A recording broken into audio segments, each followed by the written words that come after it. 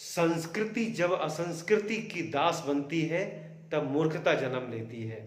इसलिए संस्कृत व्यक्ति को संस्कृति का सम्मान रखना चाहिए।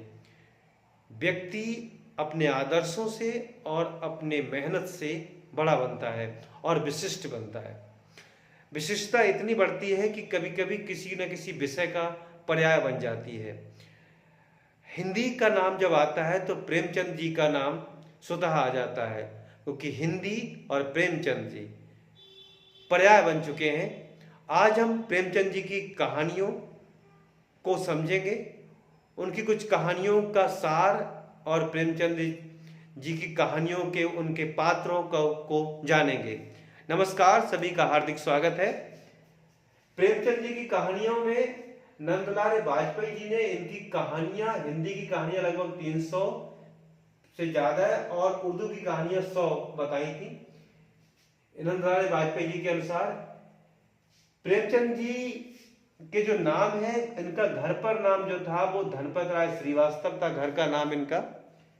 इन्होंने उर्दू में लेखन शुरू किया नवाब राय के नाम से, और बाद में उर्दू से जब हिंदी में लेखन शुरू किया तब प्रेमचंद के नाम से उन्होंने शुरू किया था।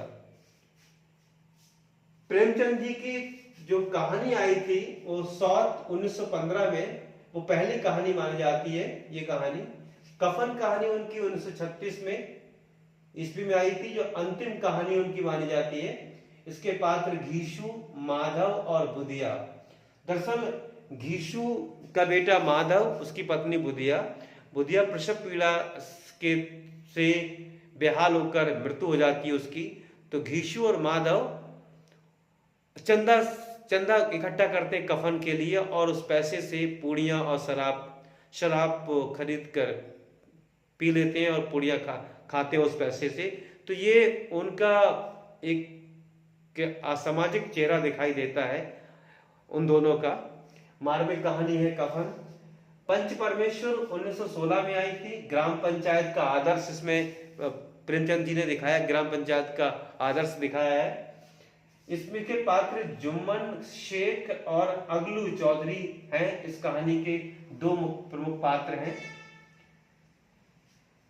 नमक का दरोगा कहानी 1914 में प्रेमचंद जी की प्रकाशित हुई थी। ईमानदारी और कर्तव्य परायणता को दर्शाती ये कहानी है।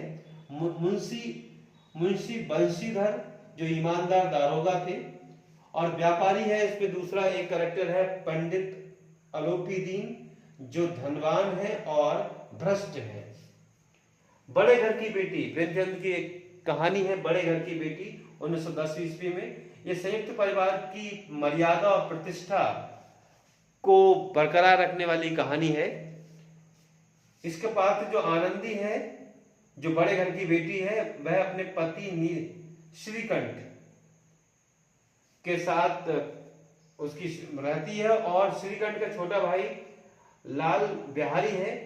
किसी बात को लेकर लाल बिहारी और श्रीकंठ में जब मतभेद हो जाता है तब उसको वे सुलझाकर उनको एक परिवार में संयुक्त रूप से रहने के लिए मनाती है। तो ये बहुत ही अच्छी कहानी है संयुक्त परिवार को संयुक्त रखने के लिए। आत्माराम कहानी प्रेमचंद जी की 1920 ईस्वी में आई।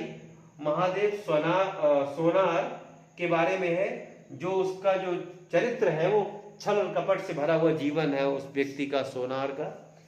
और उसके बाद एक मोहमाया का प्रतीक तोता भी है उसके पास। बलिदान कहानी प्रेमचंद की 1918 ईस्वी में आई थी। इसमें बृजन और प्रताप की एक दुखद प्रेम कहानी है। इसमें बृजन स्त्री पात्र है और प्रताप पुरुष पात्र है इस कहानी में। तो ये कुछ कहानियों का सार, उनके पात्र हमने जाने। इसके दूसरे भाग में और कुछ कहानियों के साथ मिलेंगे। नमस्कार, धन्यवाद।